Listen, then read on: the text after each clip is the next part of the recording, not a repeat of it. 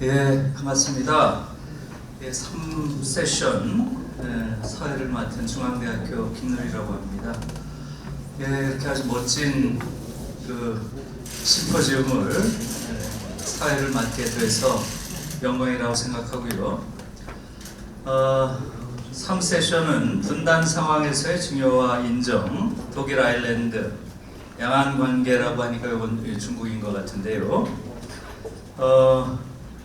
예, 발표자 분들을 소개하기 전에 발표자 분들은 한 발표 끝나고 바로 소개해드리기로 하고요.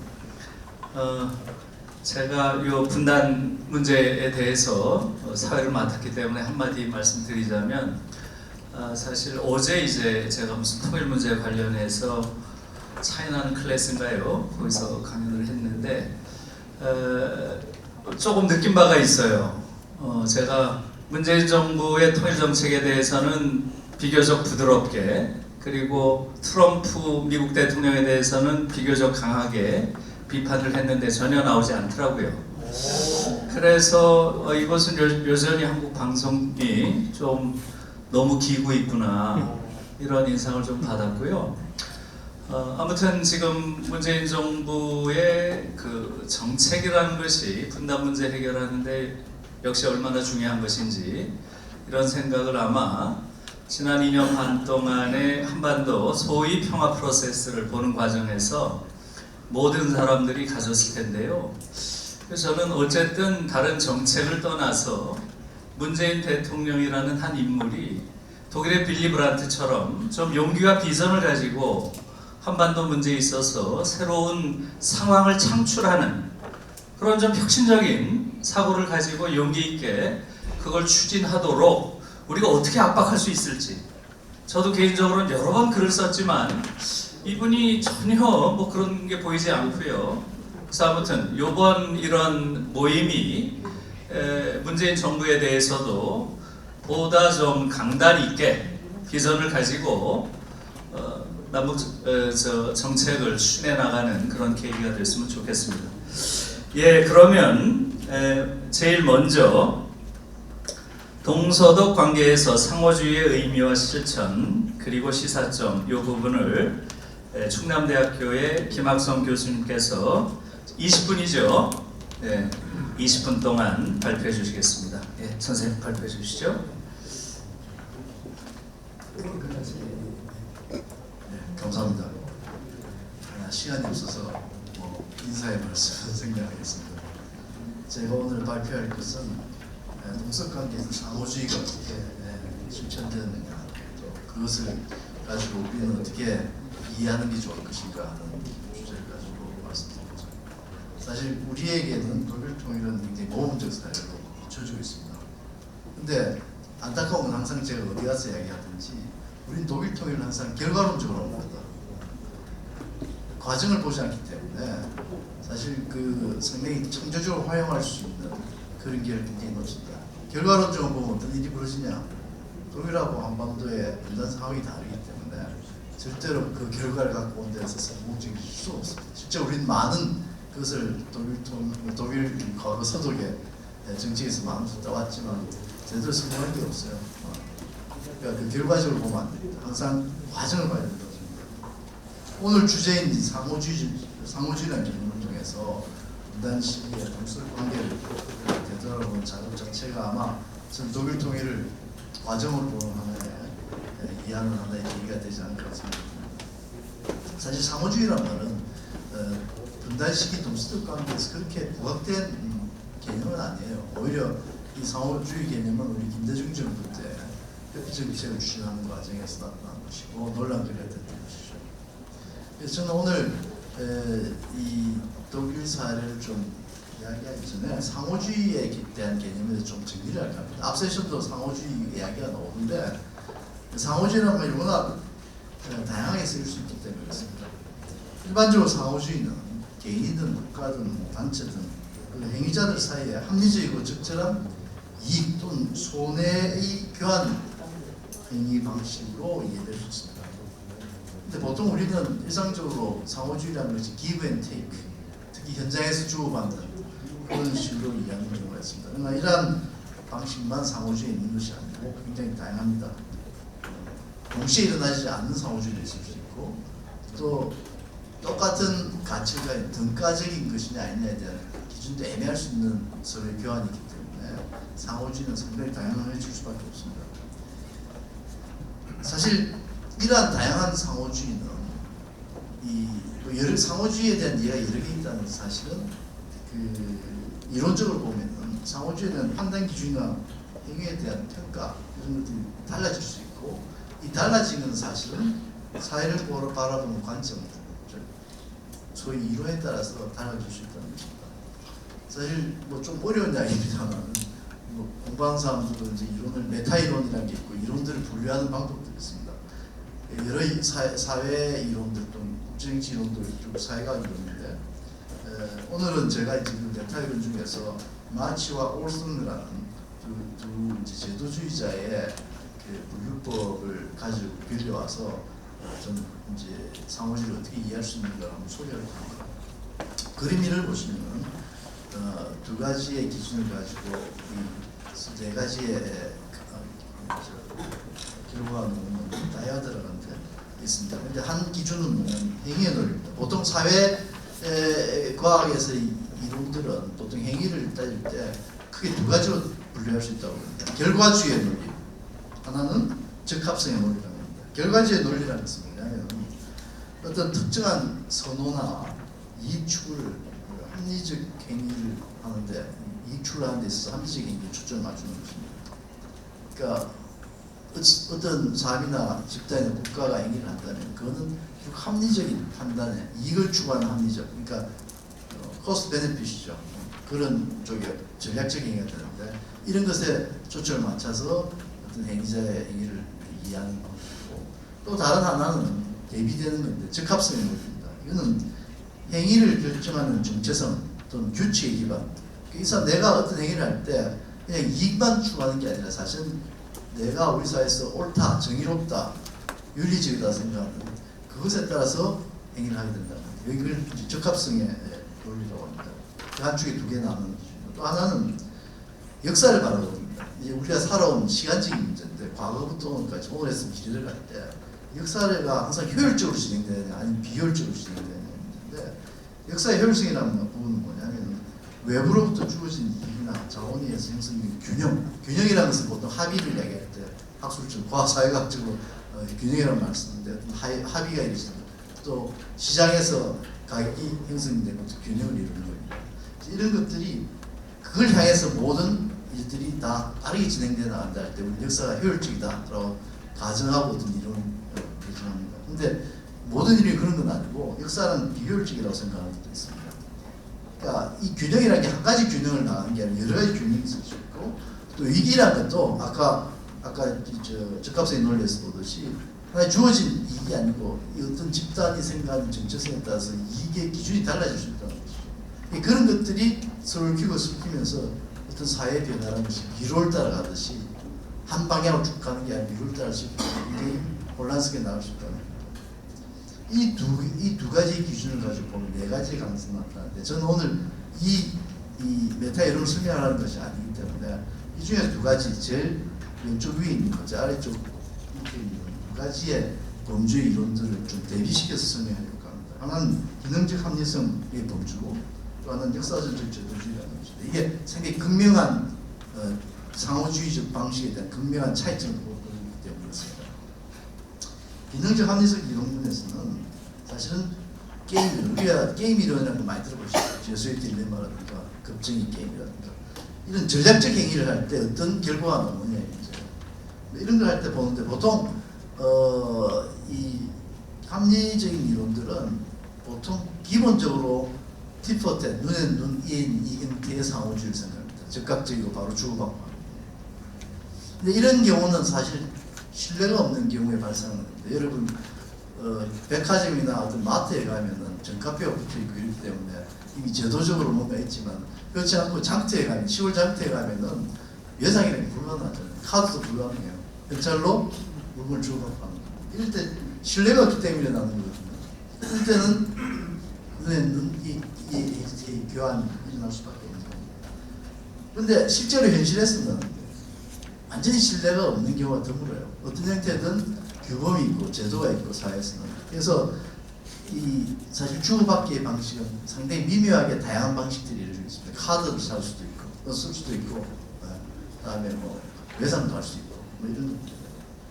근데 하여튼 중요한 거는 이 기능적 합리성 이런 부분에서는 전략적 행위를 중심적으로 본다는 겁니다.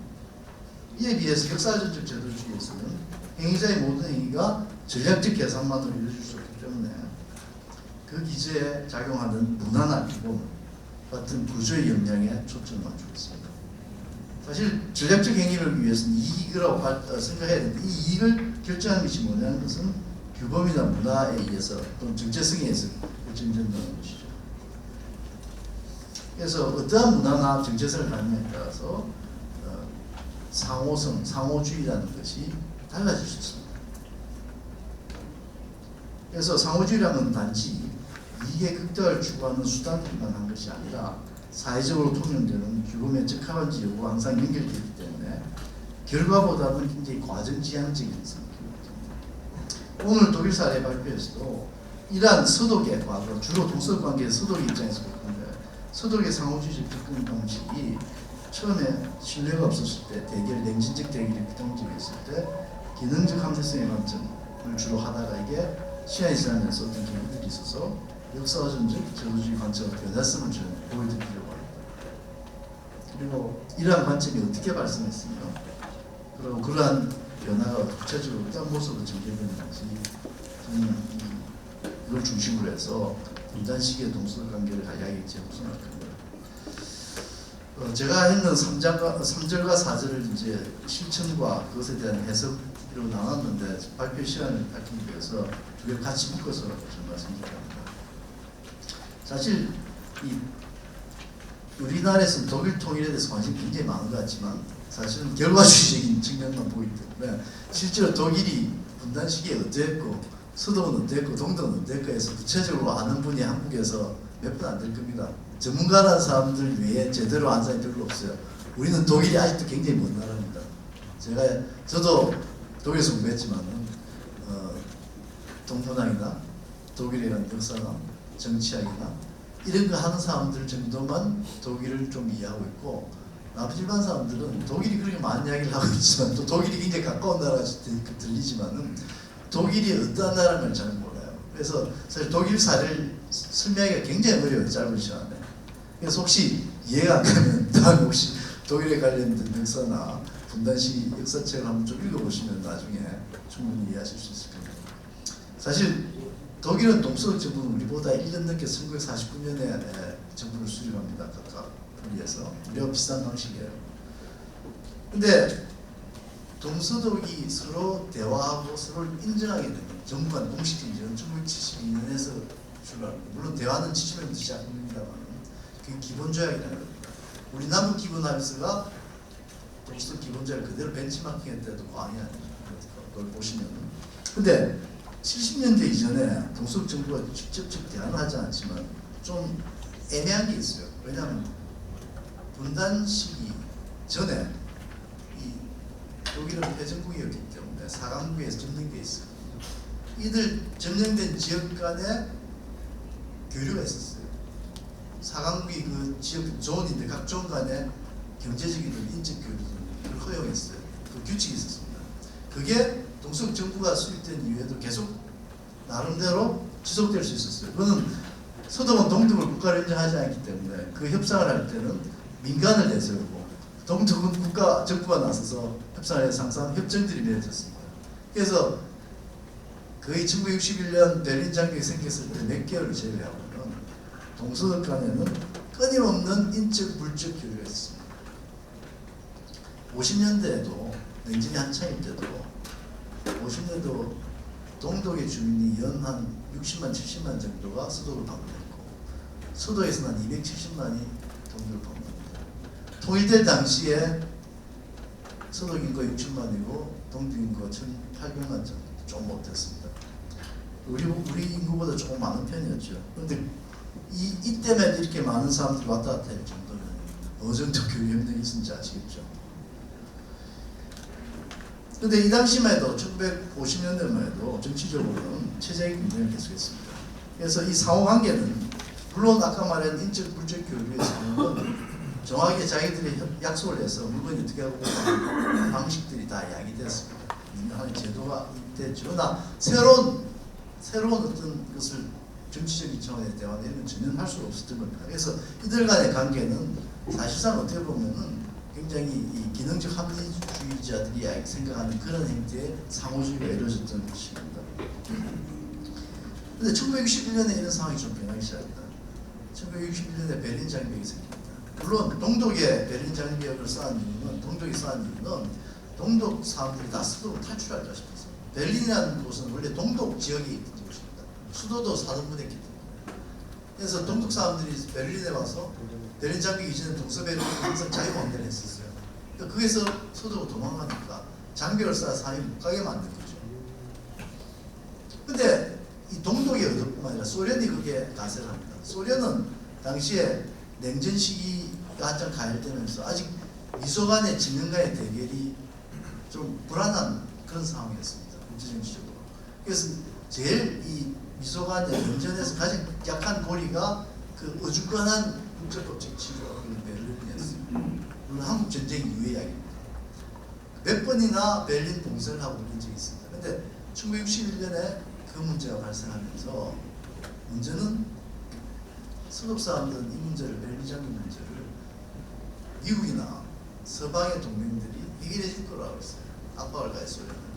근데 미국이나 서방은 그걸 사실을 인정해 주는 그런 일입니다. 그 이유는 뭐 그 뒤에 바로 미소 간의 냉전이 있었습니다만은 평화공조의 대탕트 이런 게 나오면서 이 문제를 소련이 원하는 대로 해줌으로써 서로 간의 진영이 확보이 되고 그걸 안정화시키려는 그런 의도가 있었던 겁니다.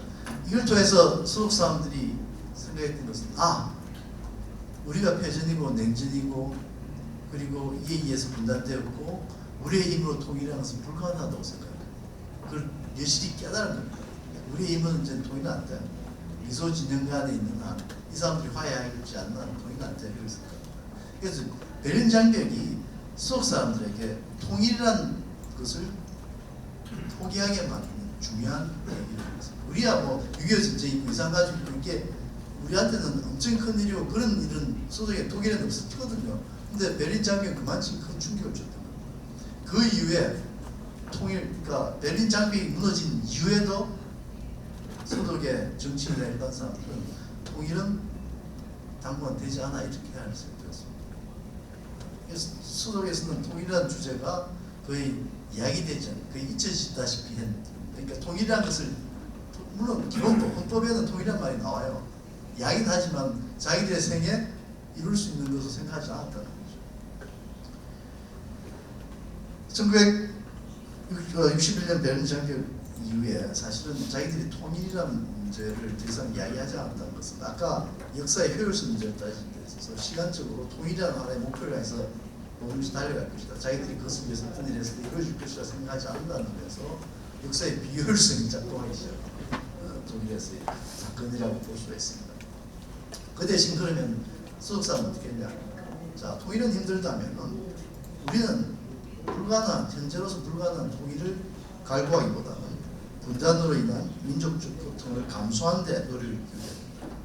그래서 이 분단으로 인한 고통이라는 것은 우리보다 훨씬 적지만은 이산가족도 있을 것이고 사람들이 왔다 갔다 할 수 없는 문제도 있을 것이고 또 더 큰 문제는 동독 사람들이 자유가 아닌 동독의 압제소에 살기 때문에 이 사람들을 좀 더 자유로운 삶, 이들의 인권을 개선할 수 있는 삶에 더 많은 투자를 하기로 했던 것입니다. 그래서 우리는 독일에서는 그런 이야기를 하지 않지만 우리가 이야기하는 분단의 평화적 관리가 필요할 수밖에 없는 그런 상황이 독일 사회에 인지되기 시작합니다. 사람들이 그런 문화나 교범들이 생기기 시작했던 것이 바로 1961년이었습니다.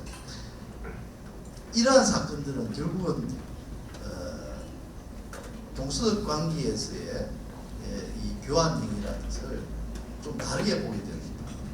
그 전에는 서독에서 동독의 돈을 사람들이 왔다 갔다 하거나 교육을 할 때 이게 결국 동독의 정치에 스며 들어가서 동독이 변화하고 통일을 위한 어떤 이 기반이 되기를 내놓고 놓을 줄 알겠다면은 1961년 이후부터는 전차적으로 소속 정부도 나서고 민간단체도 나섰지만은 결국은 이상 문제나 인권 문제를 해결하기 위해서 우리가 동독의 경제적 인센티브를 주는 것이 낫다라는 그런 판단을 하게 됩니다.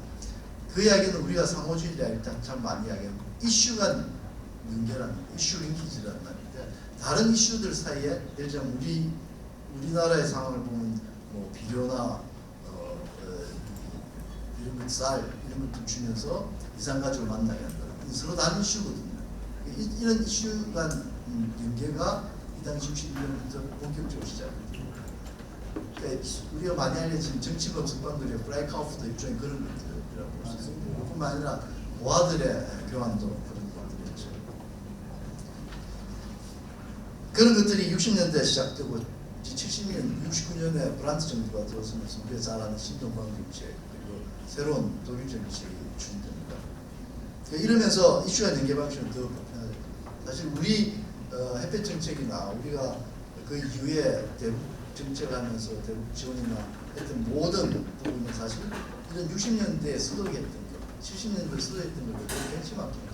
잘못된 것은 뭐냐면 잘못된 이해도 뭐냐면 그거를 신기능주의 또는 기능주의로 이해했다는 것이 참 잘못된 우리의 이해입니다. 왜냐하면 이건 신기능 기능주의가 아니고 여기서 독일에서 했던 것은 그 목표가 인도적 문제 해결에 초점을 맞췄기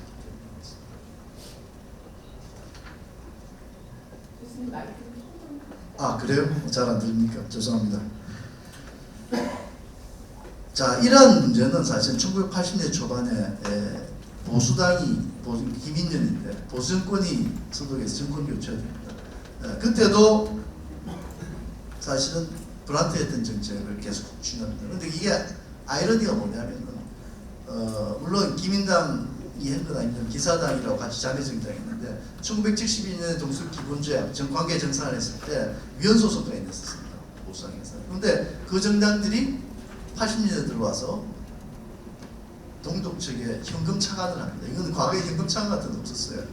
근데 그런 것까지 했습니다. 그러니까 그렇게 되는 정책의 배경은 여러 가지 국제 정치도 있고 있지만 국내적인 사회의 규범이나 정체성이 점점 변한 거예요. 이 당시는 또 특별한 이유가 있는데 그 당시 신냉전이라고 해서 미소관의 대탕사 하다가 신냉전이 되는 과정에서 이게 동서독 관계를 해칠까 싶어서 서독은 동독에 더 많은 인센티브를 주고 동독은 그 인센티브에 혹해서 더 많이 접근하고 이런 아주 우리는 미중 관계가 나빠지면 남북 관계에서 멀어질 수밖에 없고 좋아지면 좋아지고 이런 판인데 저기는 거꾸로 갔던 케이스가 있습니다. 그런 맥락에서 저는 이 상호주의라는 것이 60년대 변해서 70년대부터 확실하게 다른 방향으로 변했다라고 저는 생각됩니다. 이러한 상호주의는 결국은 서독 내부의 인식 변화, 규범, 정체성의 변화와 더불어서 생겨났고 그러한 결과가 결국 소련의 개혁 정책으로 어떤 계기가 마련되니까 동독 사람들이 서독으로 통일을 원하는 그런 의도치 않은 그런 결과를 낳았다고 저는 생각합니다. 그러니까 우리 통일이 소련의 개혁 때문이라고 하지만 사실은 그것만 가지고는 독일이 통일될 수 있다고 이야기하는 굉장히 부족합니다. 필요적 편이긴 하지만 필요 충분 정도는 아니었다고 봅니다. 물론 지금 오늘 제가 짧은 시간 때문에 독일 분단 과정에서 상호주의적 방식이 어떻게 바뀌었느냐를 단지 베른 장벽이라는 한 가지 이야기만 했는데 사실 더 복합적인 것들이 많아요. 그렇게 하는 데 대해서는 독일의 이 정치교육, 우리로 말하면 시민민주주의 교육 같은 것들이 굉장히 체계적으로 되었고 사실 우리는 서독을 서구의 민주주의 국가로 생각하지만 독일은 1945년 전까지만 해도 부르주아나 이런 계급이 자산 계급이 없었기 때문에 여기는 우리가 생각하는 시민민주주의가 존재하지 않았던 나라예요. 그렇기 때문에 히틀러 같은 사람이 나올 수 있었고 비교하면 일본하고 비슷한 형태의 굉장히 위계적이고 질서를 찾는 그런 나라였습니다. 중부 유럽이고 서유럽도 아니고 독일은 전통이 그렇습니다. 정치적으로 영국하고 프랑스 완전히 달라요. 그러니까 짧은 시간에 독일은 49년 이후에 짧은 시간에 엄청나게 민주화된다는 거예요. 저는 그걸 보면 우리도 민주주의 역사가 짧다지만 충분히 할 수 있다고, 우리가 노력에 따라서 충분히 할 수 있다고 생각이 듭니다. 어쨌든 시사점에 대해서 제가 간단히 몇 가지만 말씀드리고 부서질까 합니다. 과거의 서독이나 지금 현재의 한국이나 우리의 힘으로 지역 질서나 분단 구조를 바꾸는 것이 실제로 거의 불가능할 겁니다. 그렇다면 서독이 어떻게 해서 과거에 분단에 대한 고통을 해결했는지, 인도적 사안의 해결 목표를 어떻게 이룩했는지 여기에 대해 초점을 좀 맞춰볼 수 있는데, 여기서 지사점을 찾기 위해서 먼저 한 가지 질문을 제가 먼저 던질까 합니다. 뭐냐면은 60년대 이후에 서독의 정치사회 문화적 변화가 동서독 관계에서 상호주의 방식의 변화를 이야기했던 것 같은 그러한 유사한 과정이 우리 사회도 앞으로 재현될 가능성이 있는가 합니다. 북한과의 관계가 아니고 우리 내부의 변화가 가능할 겁니다. 우리 인식 변화가 두 가지 생각이 듭니다. 하나는 긍정적으로 반할 거라는 것과 또 하나는 부정적인 것 같아요. 사실 부정적 답을 하기가 더 쉬울 것 같아요. 그러니까 남한의 민주화 수준이 지금 과거의 서독과 비교해서 더 높다고 이야기할 수도 없고, 특히 남남 갈등이 굉장히 심하다는 겁니다. 서독의 민주화, 정치교육이나 시민주의의 가장 꽃은 뭐냐면 갈등을 어떻게 평화적이고 민주적으로 해소하느냐, 그게 굉장히 성공적이었다고 생각합니다. 우리는 지금 남남 갈등이 전혀 그렇지 못한 부분이거든요. 또 북한과 동독도 비교할 필요가 있어요. 북한은 동독에 비해서 훨씬 폐쇄적입니다. 또 호전적입니다. 그리고 또 방어적입니다. 또 유럽은 국제 환경이 다자주의적이었다. 우리는 양자주의적이었다. 이런 것들이 부정적 대답을 하게 만들 가능성이 있고, 또 긍정적으로는 남한의 민주화가 역사가 오래되지 않았기 때문에 우리도 좀 있으면 서독과 같은 그런 민주화나 이 갈등을 잘 해소할 수 있는 그런 기회를 가질 수 있을 거다. 학습 과정으로 지금 현재 혼란한 학습 과정으로 볼 수 있을 거라는 생각이 있을 것이고, 북미 간의 비핵화 협상이 좀 안정화된다면, 또 성과를 거둔다면 남북관계 발전에 동력이 될 수도 있지 않을까 하는 긍정적인 생각을 할 수도 있을 겁니다. 그러나 어쨌든 남한과 한반도와 과거 독일의 분단 상황에 차이가 있기 때문에 동서독 교류협력을 주도했던 70년대 이후의 상호주의, 60년대 이후의 상호주의 방식이 남한에 그대로 적용된다도 짧은 시간 내에 기대만큼의 성과를 거두기는 매우 힘들 거라는 생각입니다. 햇볕 정책이나 평화번영 정책에서 이미 경험했던 부분입니다. 그렇다면 일단 우리는 할 수 있는 게 뭐냐면 단기적인 목표를 잡기보다는 중장기적 목표에서 인내력을 가지고 우리 내부의 민주적 역량을 견제하는 것이 굉장히 중요하다고. 그건 굉장히 실용적인 부분이고, 그래야 될 때 우리 상호주의라는 지금 요새 맨날 퍼주기 문제에 대한 인식의 변화도 가능하고, 그러한 독일식의 상호주의라는 것이 국민적 공감대를 형성될 수 있다고 봅니다. 그런데 이 문제는 사실 단순히 대북 정책의 변화를 위한 것이 아니에요. 뭐냐면 이게 우리 사회 내부의 발전과 우리 사회 내 삶의 행복을 위해서도 반드시 필요한 과정이거든요. 그래서 이런 측면에서 우리는 내부의 역량을 충족시키는 그런 노력이 필요하고, 또 단기적으로는 저는 대북 정책에 있어서는 무조건 북한을 포용한다고 문제가 해결되지는 않을 것 같아요. 지금 핵 문제가 있기 때문에 전략적인 부분이 있고 우리 인식 변화시키고 장기적으로 가야 될 부분이 있기 때문에 그런 부분에서 상호주의가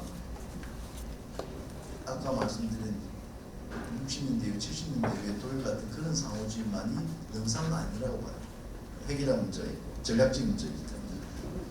그래서 우리는 저는 마지막으로 말씀드리고 싶은 것이 우리가 독일의 사례와 통일을 선망한다면 우리가 당장 해야 될 것은 분단현실에서, 현재 분단현실에서 우리가 당장 잘할 수 있는 것, 노력하면 가능한 것, 당장은 노력해도 어려운 것들을 분별해서 중장기적인 안목을 가지고 우리가 해야 될 것들을 당장 할 수 있는 것들을 해야 되겠다고 저는 판단합니다. 특히 역사가 효율적이지 않을 수 있다는 것을 우리가 인식한다면 문제를 서둔다고 우리가 원하는 목표에 도달할 수는 없을 겁니다. 오히려 그 이론주의 역사적 제도주의가 있는데요. 역사에 지어주신 어떤 일들이 흘러가는 경로를 따라가다가 어떤 사건이 발생한 분기점에서 다른 방향으로 간다는 그러니까 우리가 하는 것은 분기점을 향해 목표를 삼는 데 초점을 두기보다 그 가는 과정에서 우리의 역량을 확대하는 것이 능력을 증대하는 것이 좀 중요할 거라고 생각합니다. 이상입니다.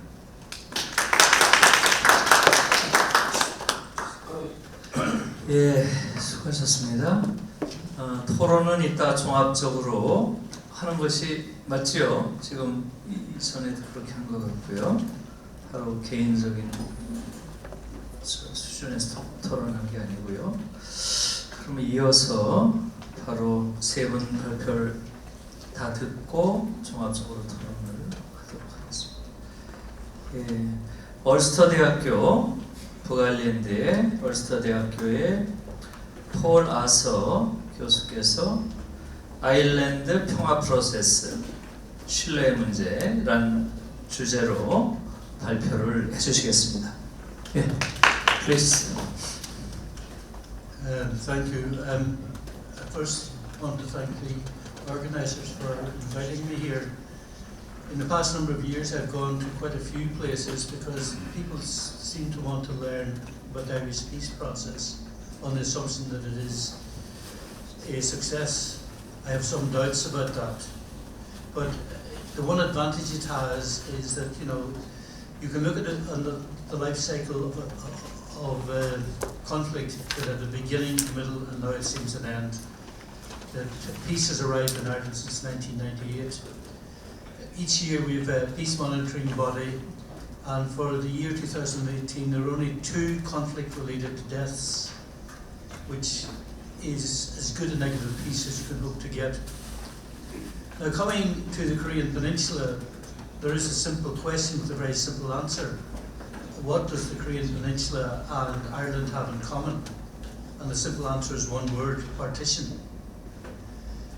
Partition was imposed in Ireland in 1921, and partition was a fairly common device in the post-war world for dealing with intractable conflicts.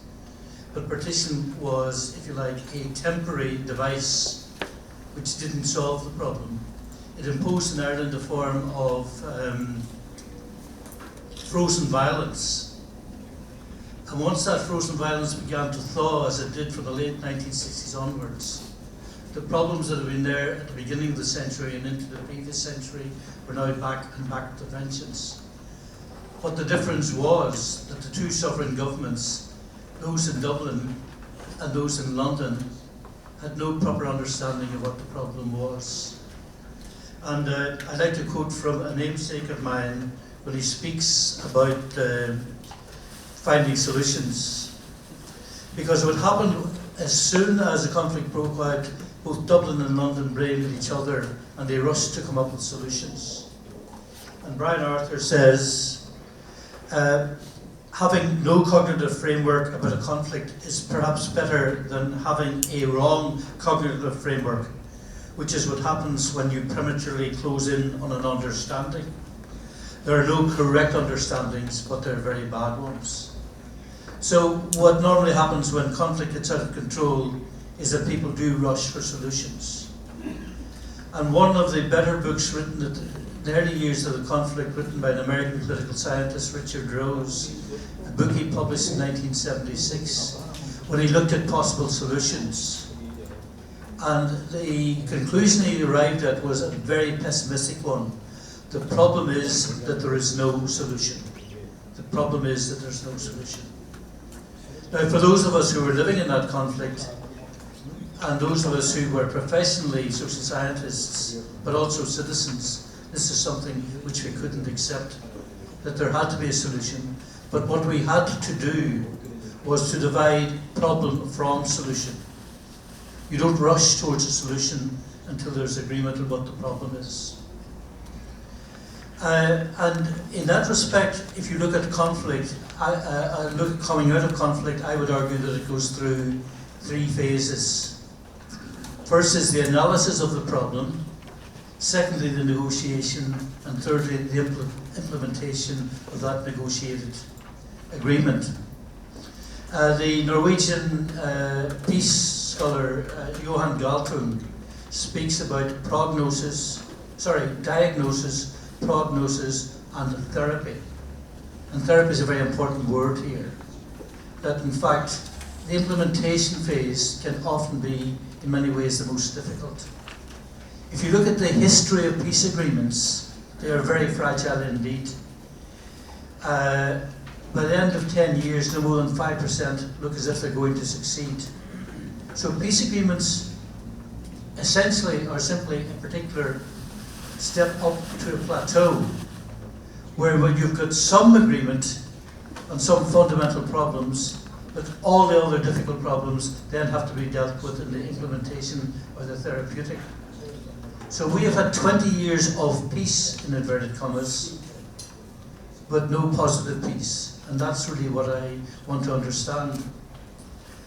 And when you look at the Irish conflict and compare it to what is happening here on the Korean Peninsula, what we can say is that our problem was simplicity itself. The Irish conflict had virtually no geopolitical consequences. One of the reasons why Ireland was partitioned was because strategically it had been very important to Britain in the 18th, 19th and into the 20th centuries. In the town that I live in, up until 1968, NATO exercises were occurring every year because where we were placed on the western periphery of Europe was actually very important. And when you look at the actual geographical territory of Northern Ireland, you're talking about a territory of just over 5,000 square miles. It's no bigger than the smallest US state, such as Delaware or Rhode Island. Population of 1.8 million. With, as I say, no geopolitical risks. We weren't going to do any damage to world peace. It wasn't an ideological Cold War setting.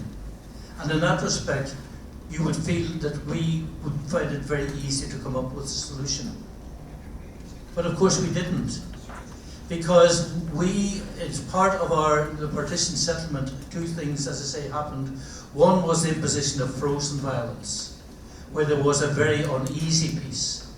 But as long as that didn't break into sectarian conflagration, we learned to live with it. And secondly, and just as importantly, those who ruled Northern Ireland from 1920 onwards decided that they wanted to have it hermetically sealed from the rest of the world because they were being left to their own devices. And as long as they could keep control, no British government was going to interfere. And equally, no Irish government was in the position of interfering. So that for 40 to 50 years, there was a very deep ignorance about what the political culture was in Northern Ireland. And I've described it as a society without empathy. A society based on victimhood. Victimhood being the political economy of helplessness. As long as I believe I'm a victim, I cannot be a perpetrator. And even though I may perpetrate some acts, the acts of a victim, the acts of just trying to defend yourself or defend your community. And when both communities believe that they are victims, there is no psychology from coming out of that. So in terms of the prognosis of a conflict, one of the first things that you need to do is to understand the incredible importance of dialogue. Because our culture was one where we talked at each other rather than to each other. We had a parliamentary system where the opposition never succeeded, succeeded in passing only one act in the 50 years of its existence. And that was an act of parliament to protect wild birds. Hardly earth-shattering. And that was the only success that opposition had. And that opposition, for the most part, didn't even bother to turn up in Parliament. But superficially, if a Marshal was looking down, what they would have seen in Northern Ireland, as in the rest of the United Kingdom, was a working parliamentary democracy. Because there were regular elections, and people could stand, and they could either win or lose. it happened to be some sort of strange feature that the same party won for 50 years, won every single election. And the opposition didn't even put up enough candidates to form a government. So that, if you like, was the political culture. And so when the conflict really got underway in 1969, we had to develop some sort of communicative framework. And communication comes in many forms. Firstly, it was the dialogue of the deaf, where both sides, and that includes both governments in London and Dublin, were convinced that they had the answer. It had always been a dialogue of the deaf within Northern Ireland. And the diaspora, which was widespread throughout the world, but particularly in the United States, had an historical memory which goes back to the Irish famine of the 1840s. And they carried with them through every single generation. It was the Polish Nobel laureate Czesław Miłosz who said, "It is possible that there is no other memory than the memory of wounds." And as long as the memory of wounds is the driving factor, then, simple as the problem might seem to be, you're not going to get any solution. So in the prognosis stage, there were two interpretations. One, the UK government said, this is a matter purely internal to the United Kingdom, that there can be no outside interference. The United Nations or no other body has got a role to play. And that was the position that held for many years. But there was other forms of communication, and that was that taken up by the Irish Republican Army, the IRA. Now it's interesting to note that when the conflict first broke out, the IRA was totally moribund. It had no weapons, it had no leadership, it had no infrastructure.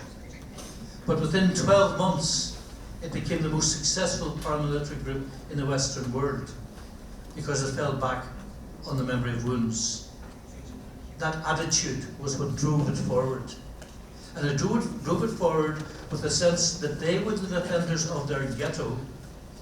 And in that sense, what they were doing was justified and gave them a huge moral certitude. And that, of course, led to the loyalists or the Protestants setting up what they called their counter-terrorism organizations.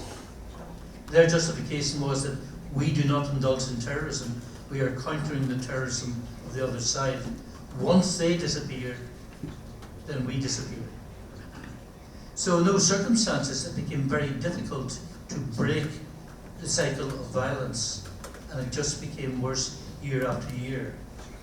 Because part of the communicative dimension of the IRA was that of armed propaganda, was that of provoking the British into acts which would act as a recruiting sergeant for more people to join political violence. And there were several examples of it. The classic example being what was known as Bloody Sunday on the 30th of January 1972, which led to the collapse of the Northern Ireland government, when 13 unarmed civilians were killed by the British Army. But perhaps a better example, two better examples, were the IRA hunger strikes of 1980-81, because there were two hunger strikes, and what was known as the Brighton Bomb in 1984, when the IRA very successfully nearly blew up the British cabinet, and in particular the Prime Minister, Margaret Thatcher. And so what the IRA were saying was that we represent a people who've been discriminated and persecuted since the foundation of the state. We need to have a place at the negotiating table. Give us that place and we can do away with violence. This is all part of the prognosis. From a British perspective, it was simply a problem between two warring tribes. It was binary tribalism, Catholic and Protestant. If you deal with those two tribes, you've got the problem solved. As the conflict moved on, they realised, in fact, that there were four partners. There were the two communities in Northern Ireland, and there were the two governments. That Dublin had a role to play. if that role was purely only one of security, securing the Irish border against IRA incursions. So from 2 parties to 4 parties, and a realisation that there was not a Northern Ireland problem, but there was a British Irish problem. It was a problem of the archipelago that had to deal with those historic wounds. And that then led to further movements whereby the British government began to recognise that the international community had a role to play. And in this respect, the most important to begin with was the European Economic Community. The psychological leap which Ireland made in 1973, on the 1st of January 1973, was that it moved from a subordinate status with the United Kingdom to one of coordinate status. Inside the European Union, both were equals, and that was incredibly important. And before Britain and Ireland joined the European Union, the French Foreign Minister in 1972 called in the British to say how concerned they were with violence in Ireland, because Europe was being held up as a model of conflict transformation, the most successful model in the Western world in the 20th century, and it did not want it besmirched with Irish violence. There was no violence elsewhere in Europe, what we see as the European continent. There was a little violence in the Basque country, but this was long before the Balkans and everything else. So Europe was a very, very important factor in helping us to lift our eyes above the parapet, to look at the wider communities.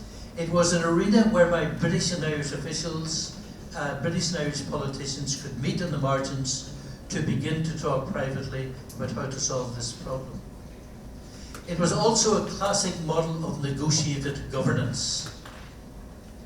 If we could follow the European model of negotiated governance and interdependency, then perhaps we would find a solution. Secondly, there were those in Ireland who began to change the nature of the debate by bringing in the international community, in particular the Irish diaspora. The Irish diaspora in the United States had been deeply divided between those who supported the armed campaign and those who believed in a totally peaceful solution. But they did have political clout, and they were able to use that political clout first to move President Carter to come out with a statement in August 1977 where he said the Americans could have a role to play in the economic development if in fact political violence ended. And the importance of the Carter statement was that it broke the special UK-US special relationship. No longer could you speak just simply of Britain and Ireland, you now spoke of Britain, Ireland and the community in Northern Ireland. So Carter was very important. You then have the Reagan administration, and the relationship between Ronald Reagan and Margaret Thatcher was a bit like that between Antony and Cleopatra, but at a platonic level. They were very, very close together, and it was Ronald Reagan who persuaded Margaret Thatcher that she needed to do something about Ireland. And the result was the Anglo-Irish Agreement of November 1985. So the prognosis had moved from the purely domestic to garnering international support to using prestigious third parties. And in the back of that, the IRA and others realised that continuing violence was not necessarily going to be the answer. They had to try and find a political solution. And as at this stage, you move from diagnosis into prognosis. And it's that stage where dialogue takes on a different form. Besides the formal negotiations at governmental level, you had the informal track through diplomacy. Okay, right. That's good to know. We're now in 1990. Coming out of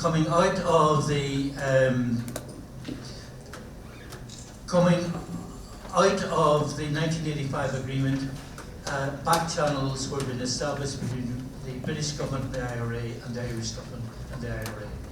And that led into formal negotiations from the 1990s onwards. And in 1994, a declaration of permanent cessation of violence by both the IRA and loyalist paramilitaries. Now, the point about the 1994 cessations was it was based classically on, and this is part of the peace process, on constructive ambiguity. The constructive ambiguity was a declaration between the British and Irish Prime Ministers in December 1993. The language was so opaque that that particular declaration won the prize for the worst piece of official English for the year 1993.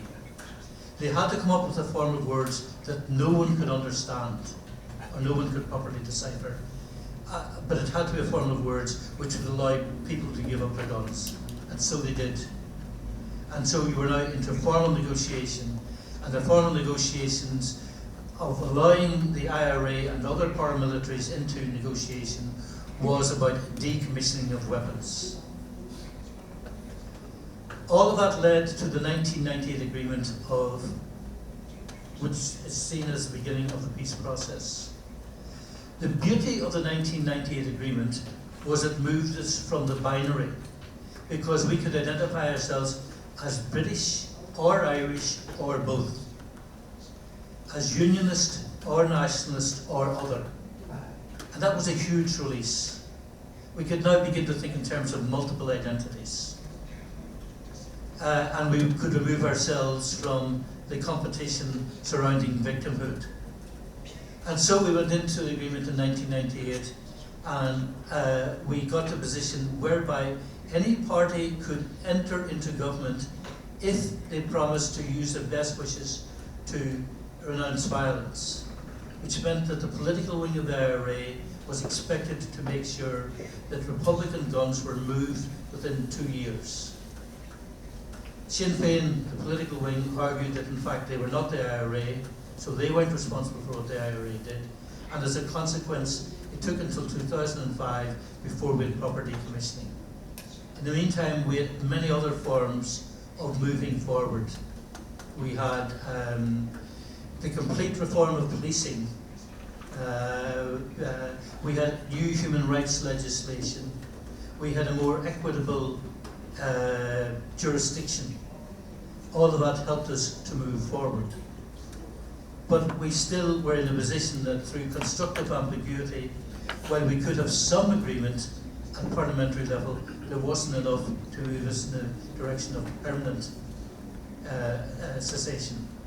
And so there were a number of occasions when violence broke out.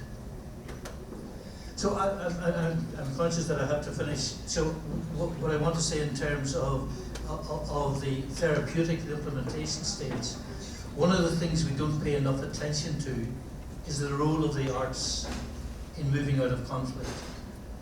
What the South Africans call the gentle art of reperceiving. You can use poetry, you can use a drama, you can use so many other things to try and create acts of transcendence. And if I had the time, I'd go through quite a few of those. So whereas we are now in a position of we have had no parliament for more than 3 years, we have the rise of dissident Republicans, but most importantly, we have the imposition of Brexit. And Brexit has upset the apple cart in a way that nothing else has, because it is driving people back to that single identity and removing itself from a Europe of the regions. And now people are beginning to question whether the 1998 agreement was worthwhile. And until we deal with the problem of Brexit, it seems to me that we cannot speak of moving in the direction of positive peace. Thank you. Yeah, thank you very much.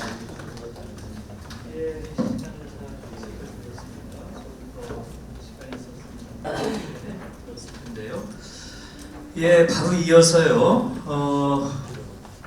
대만의 국립 타이완 대학교 주링이 교수님께서 일가치는 실제인가? 핑탄섬의 사례 이렇게 되어 있는데요. 일가친이란 말이 어려워가지고 제가 영어로 어떻게 되어 있나를 봤더니 이렇게 되어 있네요. All of one family to be actualized, the unbounded co-living hometown in 핑탄 아일랜드 이렇게 되어 있네요. 그래서 영어로 읽어도 그렇게 확 들어오지는 않네요, 우선은. 그래서 강연을 들으면서 이해해야 될 것 같습니다. 예, 큰 박수로 강연을 청해 주시기 바랍니다. Hi, good afternoon. I'm Ling Yizhu. I'm a human geographer. I work in National Taiwan University as a postdoc researcher. My talk is about the co-living hometown in Pintan Island. I'm going to talk about several small stories about the cross-border Taiwanese people try to make a living in this island. The slogan, people on both sides of the strait are all of one.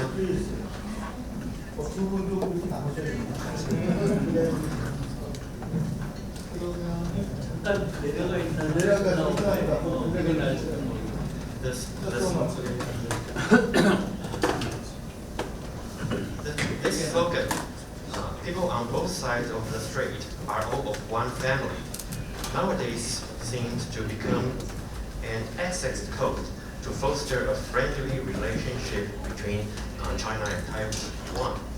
The phrase is highly symbolic and does not require substantial connotation. One can take advantage of the ambiguity to overcome the differences. Nevertheless, China's co-living hometown policy in Pintan Island, where the comprehensive island zone was established, attempted to turn the vague slogan into reality. It managed to make Taiwanese feel like home here when they crossed the strait to make a living in China. Pintan Island is the closest territory of China to Taiwan, separated by 130 kilometers from the Taiwan Strait. The island is located off the coast of southeast China. It is 300 square kilometers. About 300,000 people live on the island. For China, the establishment of Pintan Special Zone should be seen as a friendly move. However, Pintan was not welcomed by Taiwan. While China intended to use Special Zone as a gift to make breakthrough in cross-strait relation, Taiwan felt that its relation with the mainland was marginalized. For Taiwan, the frontier of cross-strait relation is not on the spatial margin, but on the social boundary. Replacing social relations with spatial ones for Taiwan is like substituting the whole with the partial. Taiwan felt that the subjectivity in relation with China was to be heard. Accordingly, for Taiwan, this gift was perfectly a trap.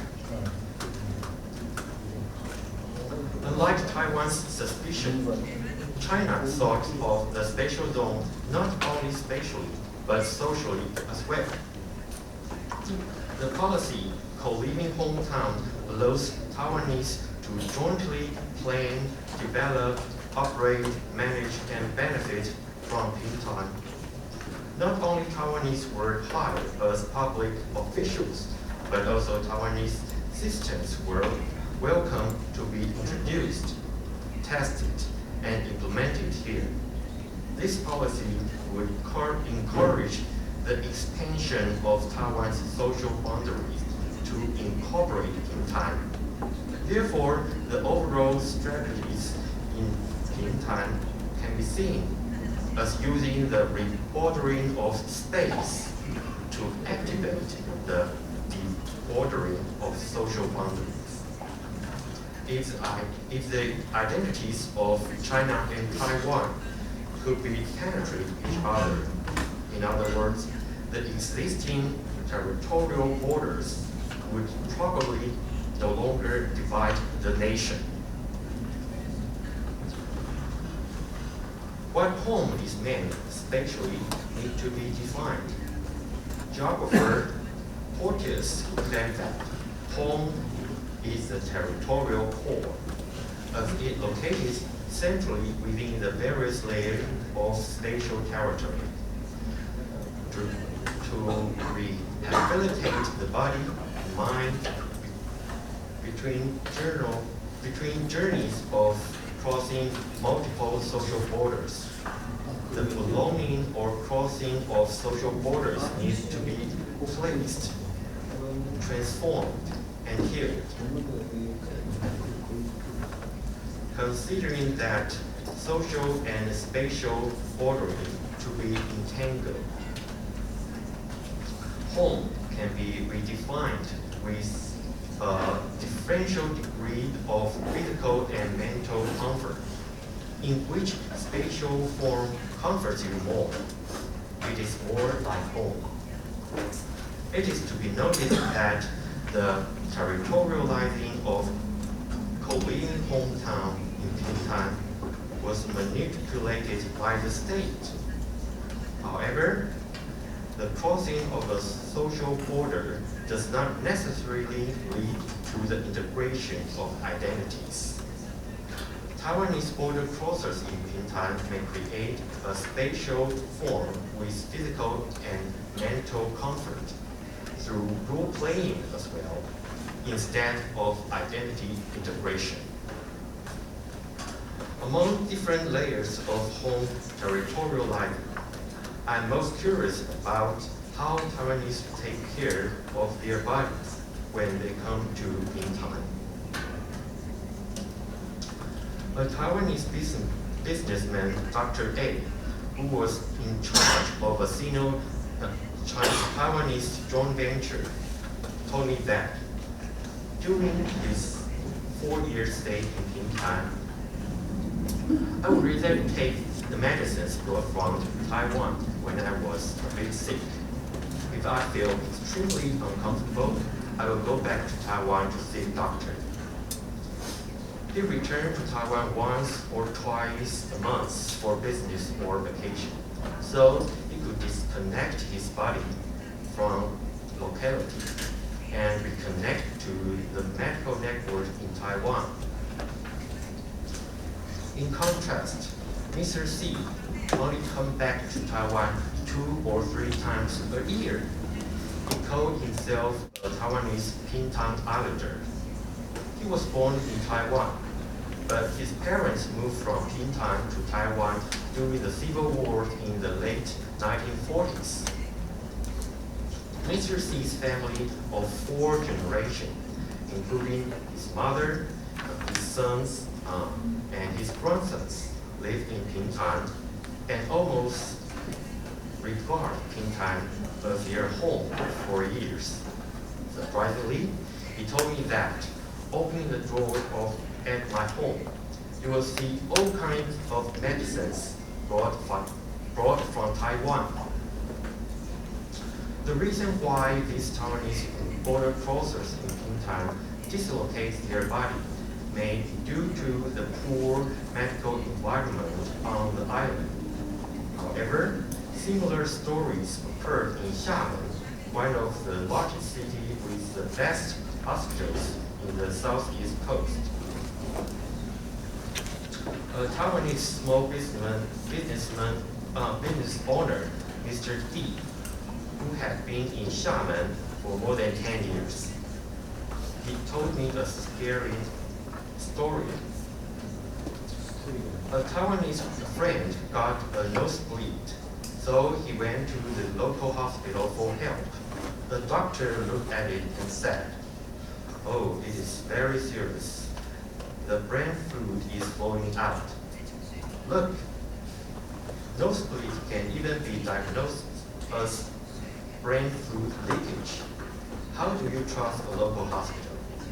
If it is really necessary, please go to the Chang'an Hospital instead, which is owned by Taiwanese people." Unlike Mr. D, the Greater China regional head of a multinational enterprise, Mr. E used different strategies to rationalize dislocation of the body. He stressed that the pills prescribed locally are not only rejected by the children, but even adults feel tortured by the bitterness of the pills. Besides, local doctors will always prescribe intravenous drugs, no matter what the symptoms are. He pointed out that it is common for local doctors to rely on excessive medication to increase their income. However, he denied the need to go to the Changge hospital. He said, "You don't have to go there. Even if it is a Taiwanese brand, the equipment is still not as good as that in Taipei. Moreover, it hires local doctors rather than Taiwanese ones, so you will not be much better than ordinary local hospitals." However, considering the caring of family members, the condition might be different. Mr. E said, "If my family were to be hospitalized, I would rather have them hospitalized locally, so that I could have the opportunity to bring them some porridge or soup every day." In order for a family to take care of each other, they may have to locate and approximate their bodies. Mr. B, who took over Dr. A's position as the head of a joint venture in Yintan, thought so as well. He came to Yintan alone, not because he didn't want his family to move with him to the mainland, but because his wife could not find a satisfactory job in Yintan. After several years, his wife finally found a proper job in Shanghai and decided to bring their young children with her there. Since then, his family was all in the mainland, but hundreds of kilometers apart. In Shanghai, he got the first experience in taking his children to see a doctor locally. "My child got a sudden toothache. The dentist said that there was a cyst on his thumb. That's all.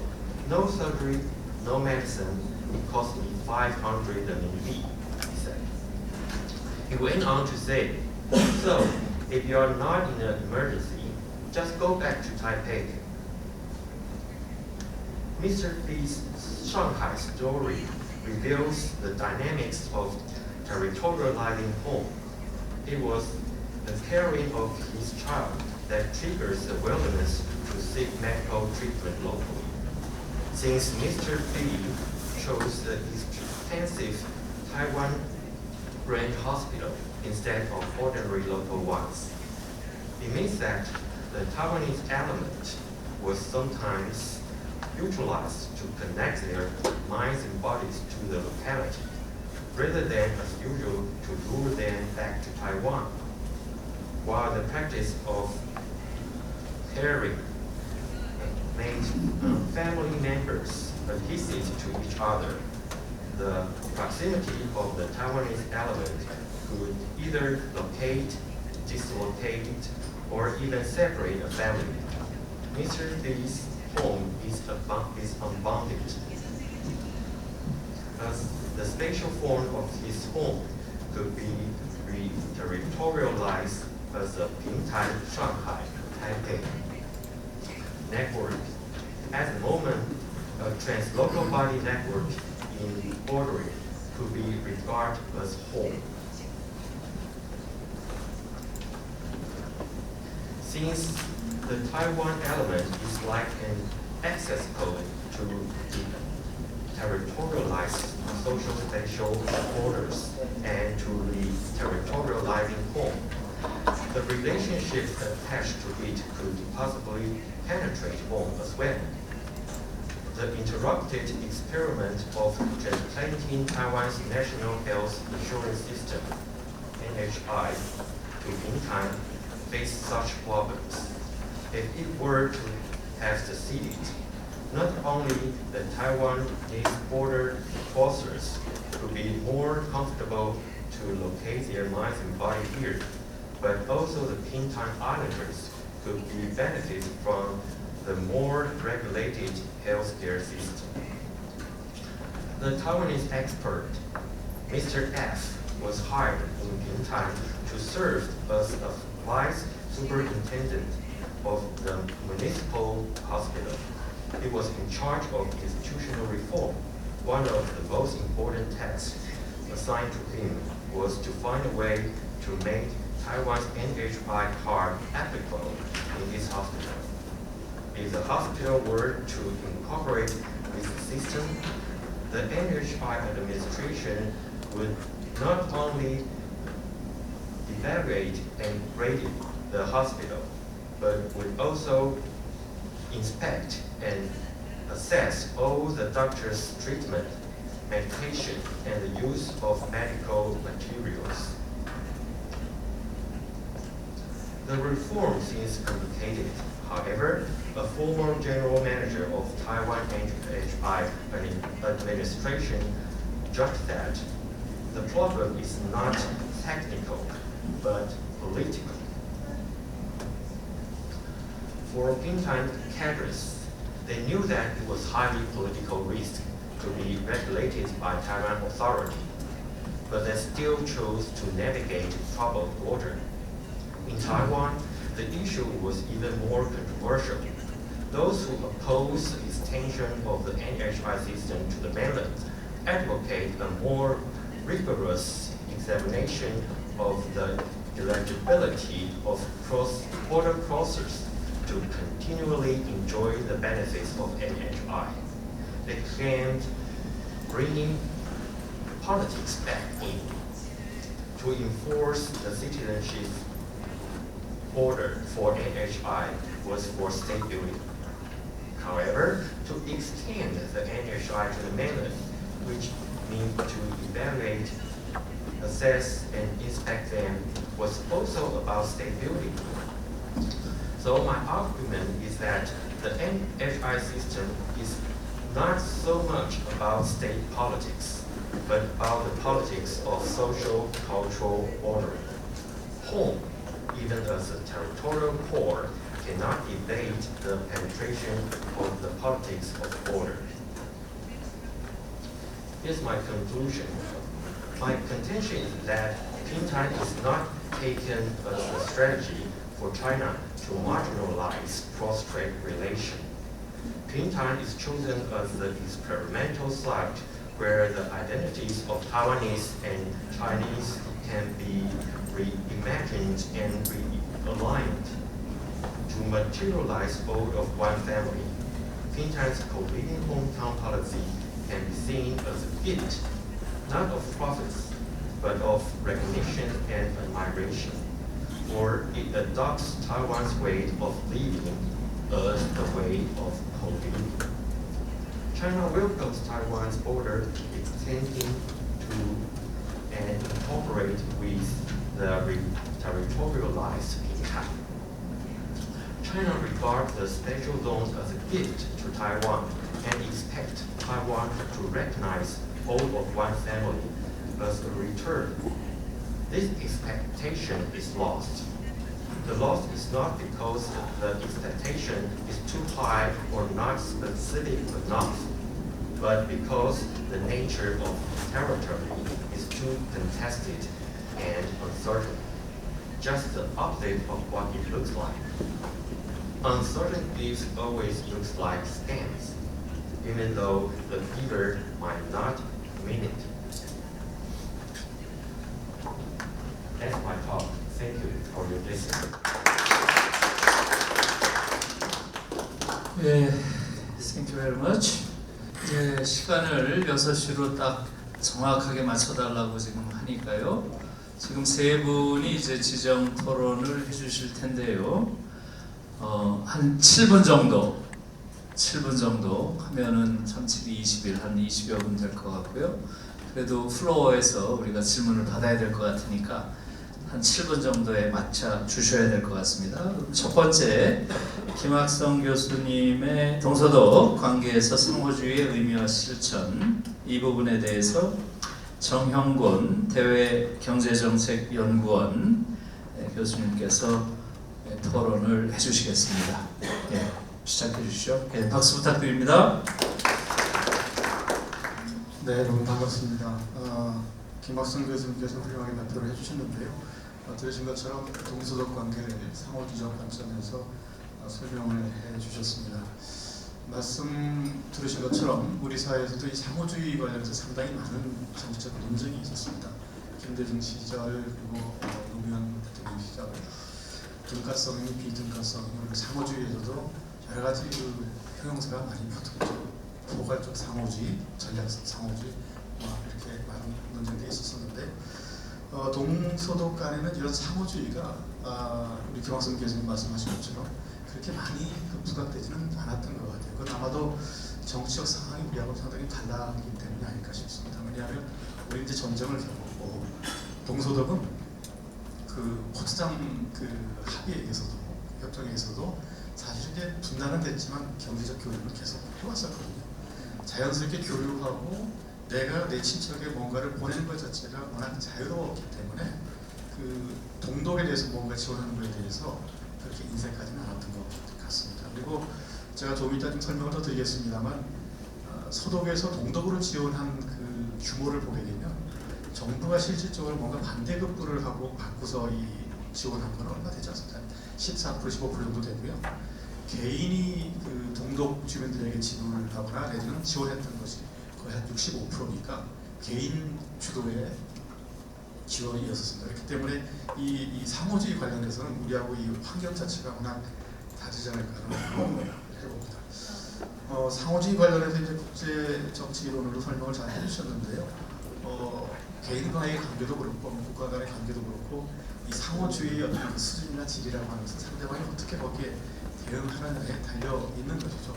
그러니까 국가 간의 관계는 훨씬 복잡한 그런 관계인 걸 여러분 쉽게 아실 수 있을 겁니다. 지금 현재 중국과 미국과의 통상 문제 이것도 지금은 굉장히 서로가 자기 이익을 위해서 이렇게 분쟁을 하지만 언젠가는 어떤 균형점을 찾고 협의를 해갈 것입니다. 그런데 그 균형점이라고 하는 것은 최적의 상태는 아닌 것이죠. 근데 최적의 상태를 어떻게 우리가 도달할 수 있는 것이냐. 이거는 아까 우리 게임에 대해서도 말씀하셨습니다만 서로가 정보를 공유하고 신뢰를 쌓고 그리고 나의 행동과 상대방의 행동이 서로 트랜스퍼런트 그렇죠? 그리고 나의 선의를 상대방이 인정을 하고 그리고 이 게임이 계속 그 리피티드 게임이 됐을 때 우리가 서로 간의 협력을 잘 구축해야 나가는 겁니다. 사실은 이렇게 보면 상호주의에 입각한 이런 협력이라는 것 자체가 적대적 행위보다 훨씬 더 비용을 덜 들게 하고 협력적인 관계로 이끌어 나가는 건 우리가 동서독 관계를 통해서도 볼 수가 있습니다. 이런 관점에서 앞에서 우리 김학성 교수님께서 잘 설명을 해주셨습니다만 서독의 대동독 지원을 제가 제 시각으로 다시 한번 좀 설명을 좀 드려보려고 합니다. 우리 이제 상호주의가 논쟁이 되는 것은 상대방에 대한 지원에 대해서 어떻게 우리가 반대표를 받느냐 이 문제 때문에 그런데요. 서독에 대해 동독 지원을 보게 되면 직접적으로 현금을 주거나 현물을 주었던 그런 직접적인 지원 형태가 하나 있을 거고 그렇지 않고 간접적으로 지원하는 지원 형태가 있습니다. 예를 들어서 제도적으로 동서독 관계는 내독 관계니까 아시는 것처럼 무관세 혜택을 받았고요. 서독 정부는 동독의 상품들을 서독으로 더 많이 오게 하기 위해서 부가가치세를 면제해 줬습니다. 그리고 수입제도를 통해서 지원 보조해 줬고 기술, 아까 들었던 또 차관 논쟁 이렇게 여러 가지 지원을 해줬죠. 이것은 간접적인 지원이라고 볼 수가 있어요. 이거는 제가 보기에는 전략적 상호주의입니다. 동서독 간의 그 협력을 강화하기 위한 차원에서 서독 정부가 전략적으로 접근을 한 것이고요. 반면에 이제 직접적인 지원의 경우에는 반대급부가 있는지 없는지에 따라서 달라지는데요. 먼저 반대급부가 없었던 것들, 개인이 내 친척에게 뭔가를 보내는 것, 현금을 보내던 것이 선물이 됐던 이런 반대급부를 전혀 기대하지 않는 것이죠. 그리고 동독 정부는 그 외화 수입의 어떤 그 일환으로서 저희가 말하는 면세점을 국경 내지는 해외에 둔 적이 있습니다. 그거를 내가 사서 내 친척에 보내는 거, 이것도 역시 아무런 반대도 없이 지원을 하는 겁니다. 교회에서 당연히 물자 지원도 했고 인도적 지원 사업을 했고요. 그런데 흥미로운 거는 서독 정부도 동독 그 사람들에게 직접적으로 현금 지불을 한 적이 있습니다. 그러니까 동독 사람이 서독을 방문할 때 여행 그 보조금이죠. 이거를 지원했었는데요.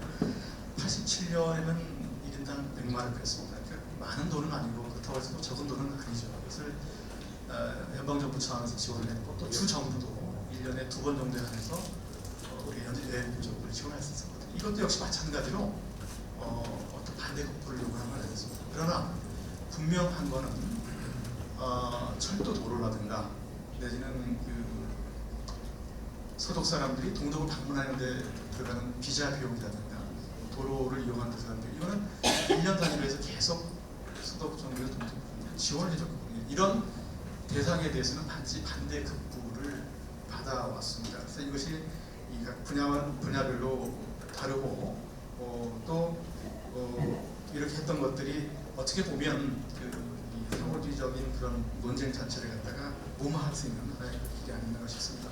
앞에서 제가 설명을 드렸듯이 그 정부가 반대 극부를 받고 지원한 금액은 전체 지원에서 한 15% 정도밖에 되지 않고 있습니다.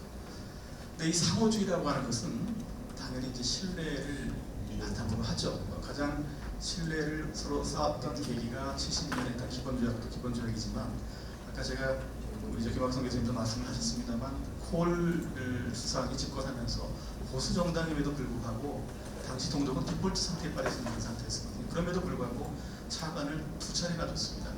정부가 지불 보전을 하고 은행들이 컨소시엄을 맺어서 지원을 하게 되는데요. 공교롭게도 이렇게 쌓은 신뢰를 가지고 89년, 90년에 통일을 콜 수상이 이루게 됩니다. 여러분 내일 모레 11월 9일이죠. 11월 9일이면 베를린 장벽이 무너진 지가 딱 30주년이 되는 날입니다.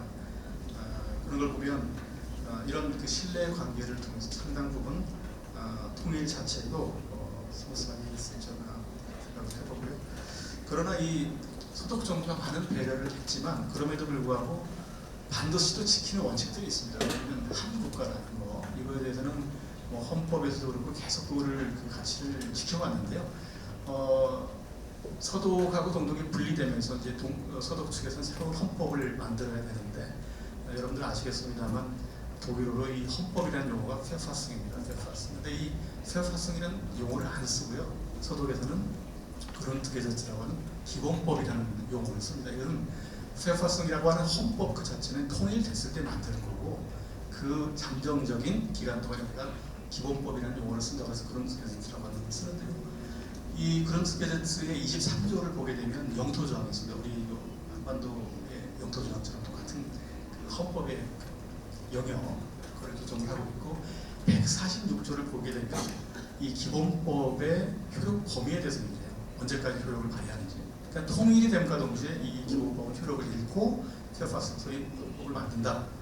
독일 국민들이 어떤 자발적인 의지에 의해서 이렇게 얘기를 하는데 실질적으로 이 통일됐던 89년, 90년에 헌법을 만들지 않았습니다. 만들 수 있는 시간적인 여유도 없었고요. 그리고 동독이 서독으로 편입됐기 때문에 새롭게 헌법을 만들 이유도 없었던 것이죠. 이런 헌법적 가치는 끝까지 잘 지켜가면서 교류 협력을 했고 하던 것들이 상당히 이 통일하는 데 있어서 큰 도움이 되지 않았나. 제가 해서 두 가지만 말씀드리겠습니다. 마지막으로 하나는 상대방에 대한 지나친 배려. 이거는 그 상대를 또 병들게 할 수 있습니다. 동독이 바로 그런 케이스죠. 80년대에 와서 상당히 재정적으로 어려워졌을 때 그 프라이카우프라고 앞에서 말씀드렸습니다만 정치범 섞어간 사람이 가장 많이 해왔거든요. 물론 회화가 그렇기 때문에 이렇게 했죠. 그거 하나 하고요. 상호주의는 그 자신의 희생을 의미하는 것이 아니고 결국은 나를 위한 것이다. 이것은 이제 그 빌리 브란트 수상도 여러 번 얘기했던 것입니다. 이 동방정책이라는 것이 겉으로 보기에는 동독을 위한 것 같지만 이것이 바로 서독 주민을 위한 정책이었다라는 얘기를 바가 있습니다. 이 두 가지를 저희가 이 시점에서 다시 한번 생각을 해봐야 되지 않을까 싶습니다. 이상입니다.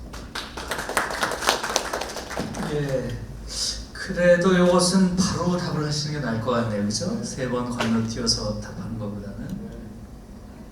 우리 정영훈 박사님이 저 발제 시간이 없으면 못했던 이야기들을 상당히 많이 보완해 주셔서 감사합니다.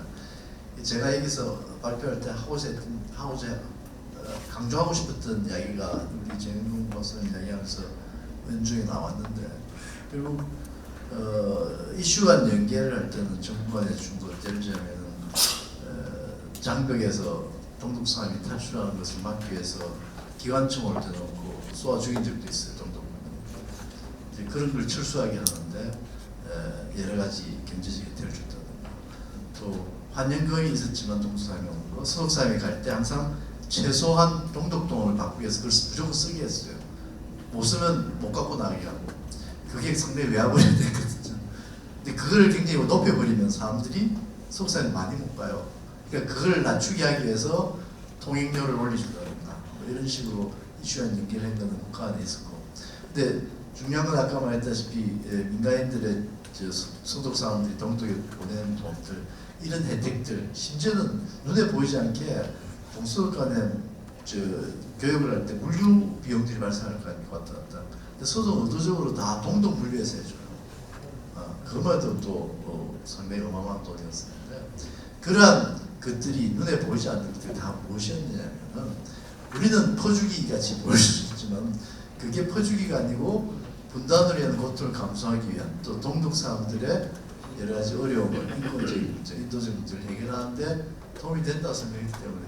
그래서 서구 사람들이 그걸 알았더라도 심지어 프라이카우프는 이 63년도 시작했지만은 한 70년대 후반에 오면 서독 기자들 다 알아요. 근데 언론에서 공부를 안 해요. 왜냐하면 그게 도움이 안 되니까. 오히려 외신을 통해서 이제 80년대 들어오면서 그게 알려졌지만 공식적으로. 네, 그런 식으로 했습니다. 그래서 이런 문제는 결국 그런 식으로 서독 사회가 반응하고 대응할 수 있었던 것은, 그러니까 중요한 인식 변화가 있었다는 거예요. 정체성의 규모의 변화가 있었다는 거예요. 네, 그런 맥락에서 저희가 오늘 발표는 했고, 그런 것들이 우리한테 일어나는 것이 비단 아까 마지막에 했지만 북한을 위한 것이라기보다는 사실 우리를 위한 것과 동시에 이루어진다는 거죠. 이게 결국 그렇게 남북한 관계에도 적용될 수 있고, 더 나은 한반도 주민들의 삶을 보장해 줄 수 있을 거라는 그런 생각이었습니다. 이상입니다. 예, 제가 요 부분은 좀 한마디만 좀 코멘트나 질문 같이 조금만 더 한 발짝 들어가고 싶은데요. 중요한 이야기이기 때문에요. 왜냐하면 결국 한국의 통일 정책, 특히 이제 남한의 북한 지원 문제 관련해서는 지금 이게 뭐 통일부고 뭐고 이런 부서가 거의 무력할 정도로 조선일보의 퍼주기 논리가 70년 동안 대한민국을 지배해왔고, 그것이 남북 관계를 아주 결정적으로 장애한 요인인데요. 거기서 조선일보가 내세우는 논리가 상호주의 아니었어요. 그러니까 사실은 오늘 발표에서도 제 생각에는 조선일보 상호주의와 독일의 상호주의는 많이 다르다는 것을 조금 명료하게 이야기가 됐으면 좋았는데, 그렇게 명료하게 보이지 않았던 것 같고요. 두 번째 문제는, 사실은 독일은 조선일보식의 상호주의라면 거의 일방주의에 가까운, 조건 없는 지원도 상당히 많았다. 그 부분에 대한 논의가 너무 부족했던 것 같고요. 또 하나의 문제는 지원 규모에 대한 부분이에요. 지원 규모, 우리랑 비교하자면. 사실은 제가 알기로는 1961년에 장벽이 세워진 이후에 평균 매년 30억 불 정도가 20년 동안 지원이 된 걸로 이야기를 하는데, 그 이후에도 물론 지원이 됐겠지만, 같은 기간 동안에 남한에서 북한에 지원한 규모가 30억 불입니다. 그 얘기는 20분의 1 정도 지원했다는 거죠. 그래서 사실 그런 부분들이 지금 남한 정부가 조선일보의 퍼주기 프레임에 완전히 갇혀가지고 사실상 어마어마한 경제적 격차를 가진 두 국가 사이에서도 거의 북에 대해서는 거의 지원하지 않았다. 그런 사실이 좀 강조되어야 되지 않는가 싶은데요. 그 부분에 대해서 짧게 좀 말씀해 주시면 좋겠습니다. 예, 그 지금 독일의 상황과 한국의 상황인데, 제가 강조했던 게 바로 그겁니다. 그 당시에 독일은 그걸 할 수 있었던 국내적 내내적인 정치 문화, 사회 문화가 있었고 우리는 없었다는 겁니다. 그러니까 조선일보 시기에 묵혀들 수 있었던 것은 6.25 전쟁이라는 그 트라우마가 우리 사회를 계속 잡고 있었고, 그러니까 우리가 이제 민주화되고 우리의 삶이 훨씬 갈등을 평화적으로 해결할 수 있고 잘 살 수 있는 그런 정치적, 사회적, 경제적 시스템을 만들어 가면은 그런 가능성, 과거에 독일이 동독했던 그러한 허주기 논쟁이 아닌 그런 상호주의가 있을 수 있는데, 문제는 제가 마지막에 지적했지만 과연 우리 사회가 그런 걸 할 준비가 돼 있고 여기가 있느냐의 문제예요. 그게 독일과 한국의 차이라고 생각합니다. 근데 독일과 한국의 차이가 몇 가지 있을 수 있는데, 독일도 출발할 때 우리한테 민주주의 국가가 아니었어요. 서구적인 민주주의 국가 아니에요. 근데 국가 차원에서 정치 교육을 시켰고 사회도 짧은 시간에 엄청 민주화됐어요. 그러니까 우리도 그런 준비를 하면 될 것 같다는 생각이 드는데, 과연 단지 동독을 위해서 또는 북한을 위해서 이런 의미가 아니고 우리를 위해서 하면은 그 결과는 그렇게 될 수 있다는 얘기를 제가 드리고 싶은 것이고, 제 질문 아까 긍정적 부정적 질문을 던졌던 거는 자, 이 시점에서 우리가 과연 서독의 잘 사는 그런 정치사회 경제적인 체제를 만들어가는 노력을 지금 하자는 생각인데, 그걸 제가 하자 한다고 되는 게 아니니까 한번 그런 문제를 서로 던져보고 어떻게 해야 될 건가 한번 생각해보자, 이런 생각이었습니다. 네. 고맙습니다. 예, 다음으로 폴 아서 교수의 아일랜드 평화 프로세스, 여기에 대해서 이화여자대학교 브란덴 허이 교수님이 코멘트 해주시죠.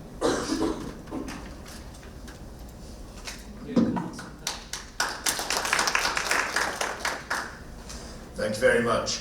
It's my great honor to be here. Very grateful to the organizers for inviting me to take part.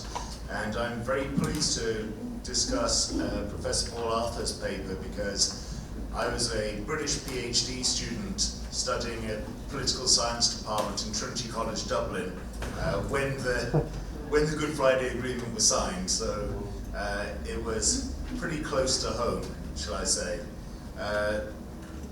I'm now an international relations scholar, so I'll take quite an IR perspective, or a political science perspective, rather than a sociological perspective. But I do want to, first of all, relate this presentation to the topic of gift giving, and also how that plays out in international relations theory. From a realist perspective, gift giving is all about turning carrots into sticks, that you will stop giving the gifts if they don't do what you want. The liberal perspective, of course, is reciprocity. Both of these perspectives focus on consequences, but as the presenters have emphasized, gifts are also to do with the logic of appropriateness for peace building, for relationships, and for conflict transformation. And this relates much closer, I think, to the theory of social constructivism.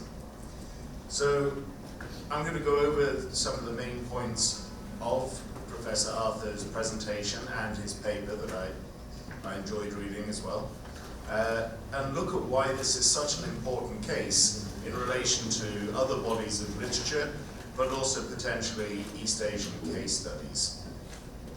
So Professor Arthur looked at 3 moments or phases in terms of diagnosis, prognosis, and therapy.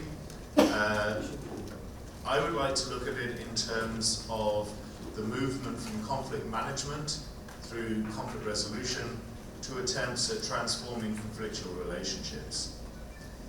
So Professor Arthur starts with noting that this particular case study is one of a society without empathy, where in the absence of peace, the society enjoyed at best a tranquility of communal deterrence.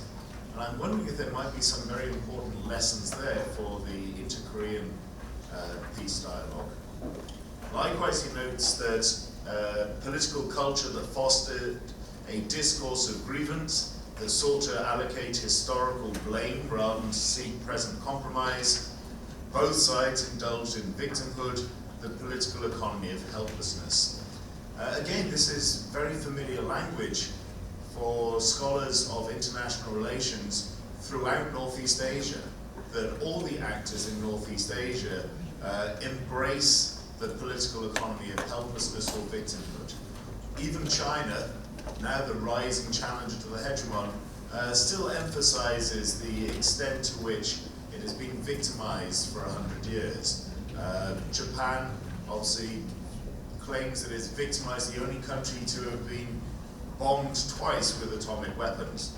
So I think again this emphasizes how important it is that we study the Irish case. Professor Arthur goes on to emphasize that the sovereigns had no practical or operational plans and were unprepared for the coming conflagration. The partition created three solitudes, Dublin, London and Belfast. And I think we still see the same thing in Northeast Asia, that the parties are talking at each other rather than to each other. So here, Professor Arthur identifies a form of frozen violence, which rejects the war-peace dichotomy. We need to note that peace is so much more than the absence of war. And that's why I look to the relationship with conflict management. I think we can see that in the moment of partition. Conflict resolution, well, that's the rush for solutions. And I was interested to hear that in the presentation, peace agreements only have a 5% success rate. So conflict resolution is all about peace agreements and binding principles at the end of it, and a final document. But that's not enough. It doesn't work. So we need to go beyond conflict resolution to conflict transformation, the transformation of conflictual relationships.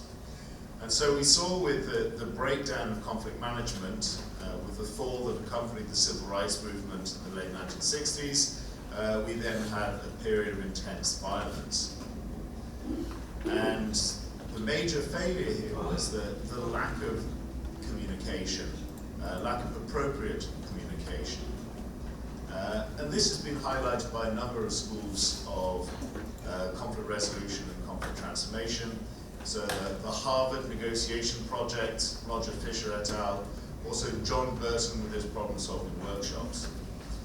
But these were not apparently used for the 50 years when Northern Irish politicians talked at each other rather than to each other, and the British and the Irish governments weren't much better. That actually what we needed to move to conflict resolution, at least, were exogenous influences. So the European Union and the United States. The EU created an arena where British and Irish could discuss the problem on the margins of European meetings. It also served as a model of functional cooperation. Well, again, this is very important in the international relations literature, the importance of international organizations as meeting places. If you look at the United Nations, with the proliferation of new countries, many of these countries can't afford to have embassies in every other country, but they can usually afford to have a mission to the United Nations. So again, the importance of international organizations as meeting places, but also if we look at the so-called civilizing influences of international society, identified by English school rationalists like Hedley Bull, or the processes of socialization identified by social constructivists. And of course we have another organizational example of this in ASEAN. Quoting Deutsch, Professor Arthur notes, John Hume recognized third parties who are prestigeful, powerful and skillful may deliberately facilitate a constructive resolution and by helping provide the problem-solving resources to expedite discovery of a mutually satisfactory solution. I would add that these actors were also important as norm entrepreneurs. And this comes from the social constructivist literature, especially Martha Finnemore. The role of the US and the EU in showing a different approach and opening eyes. And as a result of this, policymakers were taking a much more nuanced approach to the problem. And therefore, I would argue that as a result of these exogenous variables, moving from conflict management to conflict resolution. I'm aware that time is limited, so I'm going to skip some of this. I would just say that Professor Arthur notes that the task was to begin intense negotiations with all of the players, including those who had operated at the end of the barrel of the gun, directly mirroring some of John Burton's problem-solving workshop approaches. The importance of including all actors that have a potential to influence the outcome of a conflict or the resolution of a conflict. Professor Arthur notes the New World Order may have been short-lived, but induced fresh thinking within the ANC, PLO and IRA. They needed to recalibrate their campaigns to move in the direction of liberal democracy. Again, this reflects English school rationalism and social constructivism interpretations. Professor Arthur also refers to the ripe moment, or ripe for resolution, but emphasizes that it may be better to view ripe for resolution as a process rather than a specific point of time. Again, this reflects the relationship building approaches of Roger Fisher, but also English school rationalism.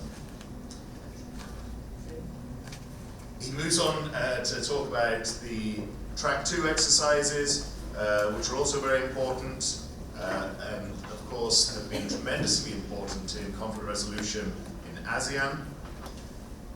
He looked at the way that the peace process was still threatened, however, that it was incomplete, that maybe we shouldn't hold it up as such an exemplar of conflict resolution, and the fundamental paradox of the international community playing such a huge role in moving from conflict management to conflict resolution could actually now endanger the process of going further because of Brexit.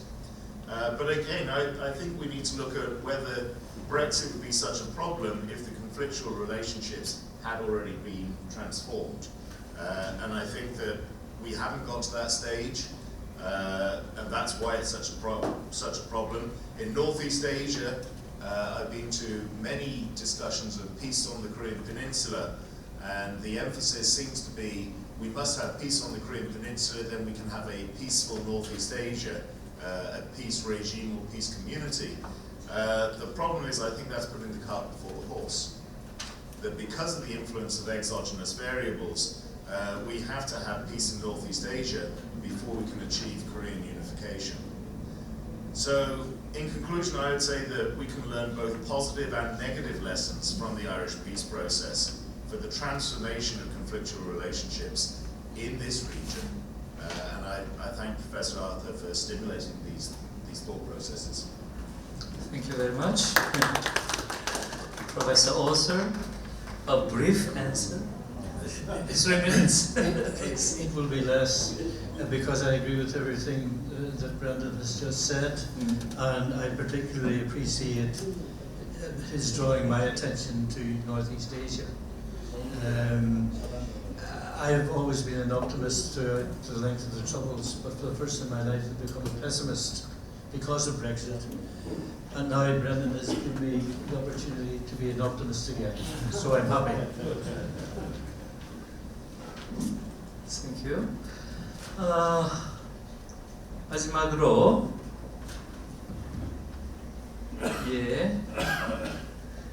주링이 타이완 대학 교수님의 일가치는 실제인가 여기에 대해서 서울대학교의 김진태 교수님께서 토론해 주시겠습니다. 7분 정도 해주시기 바랍니다. 박수 부탁드립니다.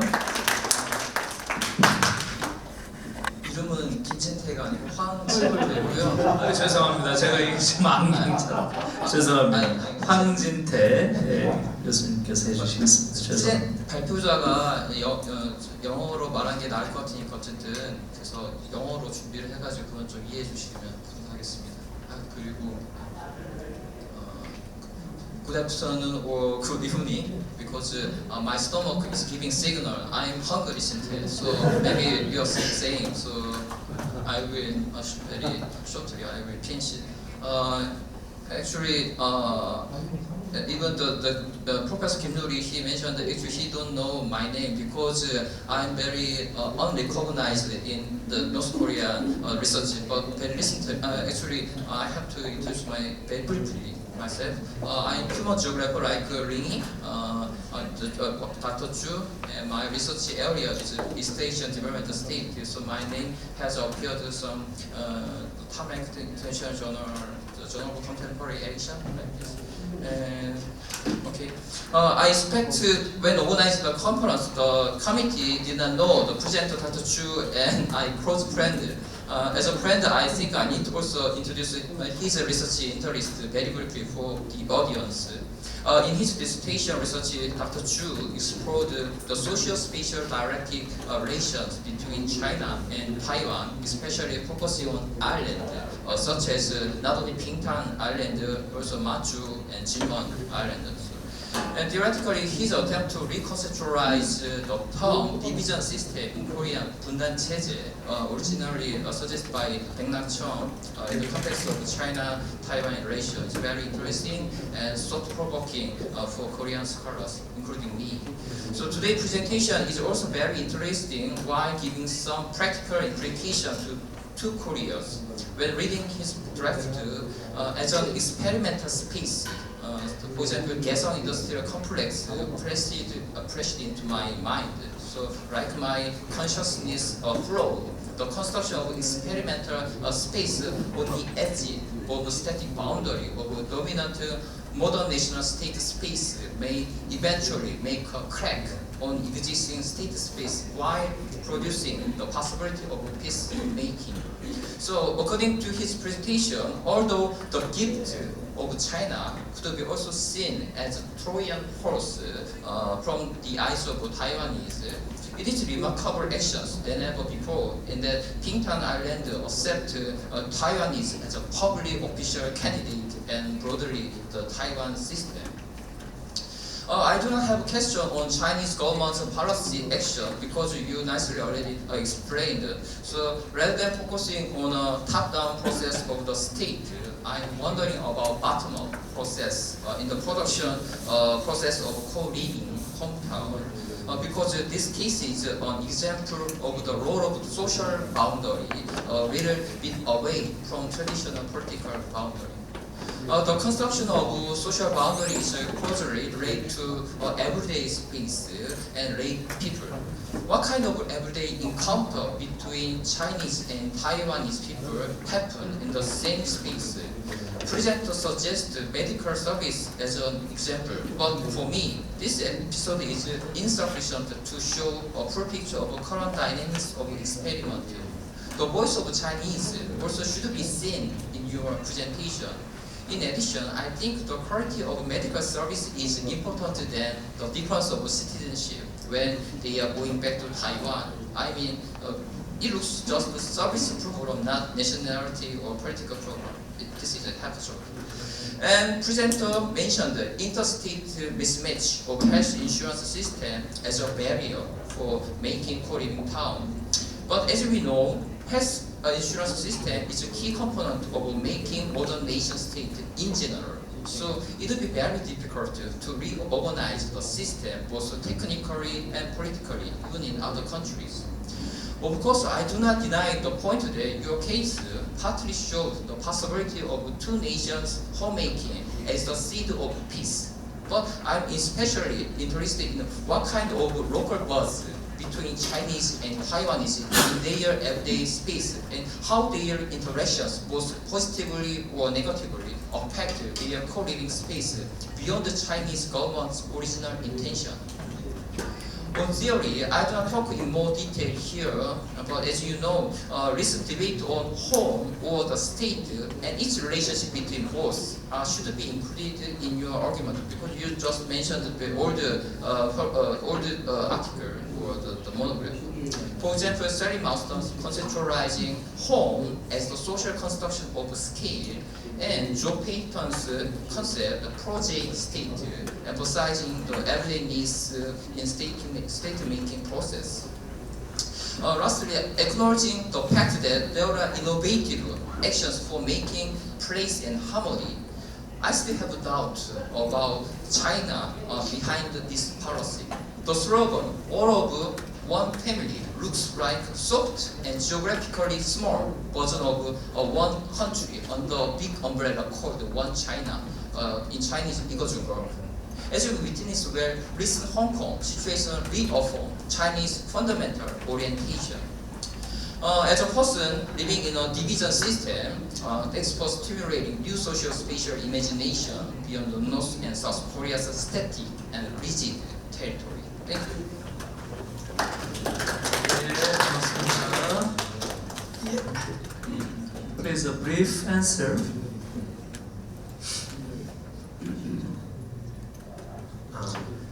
Thank you, Dr. Huang, for your comment and your question. I really appreciate your contribution on this paper. And there are some questions about what the actual everyday life or the interaction between the Taiwanese people and the Chinese people. That is what I miss in this presentation. And you also mentioned that the interaction beyond China's state. So that is what I really want to discuss about the division system proposed by Benachon. Okay, so as a division system proposed that the conflict is raised by the two states, and he proposed that the people of the nation should interact with each other and to increase the understanding with each other. However, I want to show that the limit of that interaction among people, between people. So, what's the meaning of the nation? What the meaning of one nation is in context and continually evolving. So I just want to show some evidence that the border crossers, the Taiwanese people in Peace Islands, how they think about themselves. So I choose the topic, the territorializing home. The territorializing home is not to ignore the interaction between the Chinese and the Taiwanese people in everyday life, but I want to show that beyond the role playing we see Chinese people in everyday life, they have the territorial core and how they think about to find a way to comfort their mental and physical body. That's for me. That's interesting because that's the real process how these Taiwanese people try to settle down. Yes. So yes, you mentioned that what the missing link of my paper. I agree. I appreciate that. But my purpose is want to show that even in the daily lives, these people want to find a territory. Thank you very much. 예, 지금 시간이 아무튼 6시가 되긴 했는데 그래도 한두 번 플로어에 계신 분 질문 받아야 될 것 같은데요. 그렇죠? 네. 가능하겠죠? 네, 짧게. 네. 두 분 정도만 받을게요. 네, 그럼 지금 시간이 길지 않으니까 짧은 질문을 좀 해주세요. 예.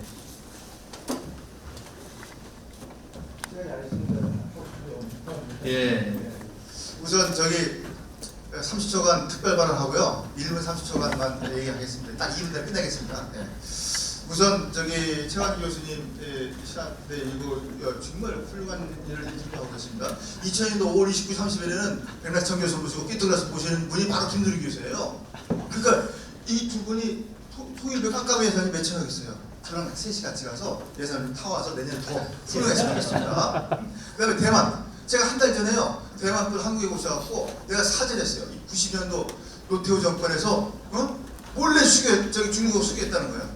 몰래. 그래갖고 제가 사과했어요. 사죄했어요. 그럼 너 바로마야 하니까 대만 사람 다 누그러졌어요. 그거 우리 사람 꼭 해야 됩니다. 앞으로. 베트남 사람도 저기 사죄했어요. 제가요. 왜냐면은 몰래가 아니고 20살 때 처녀데려다가 술 먹고 때려갖고 갈 20대 나가서. 예, 이제 질문하겠습니다. 사죄했습니다. 사죄가 중요하고 일본 놈들 뵀으면 좋겠는데 나한테. 우선 말이죠. 시간 없으니까. 사실 상호주의를 열심히 했어요. 근데 상호주의 이전에 상호균형이 중요한 거예요. 왜 그러냐?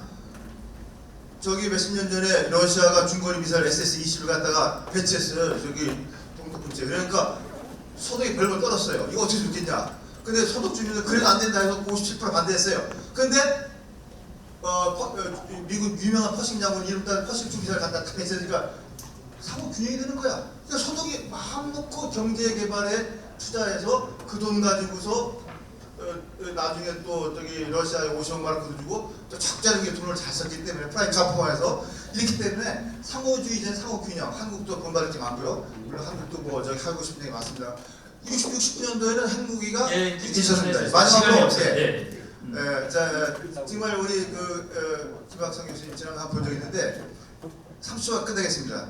제목만 얘기할게요. 그 중에서 통독의 요인이 제일 중요한 세 가지가 있어요. 첫째, 전쟁 안 했다. 둘째, 종교가 같다. 셋째, 사상을 공유한다. 넷째, 적절한 프라이 카브가 있었다. 프라이 카브. 그 다음에 오스트 폴리틱이 있었다. 그 다음에 TV 시청을 했다. 4,000명이 왔다 갔다 했다. 진정한 반성을 했다.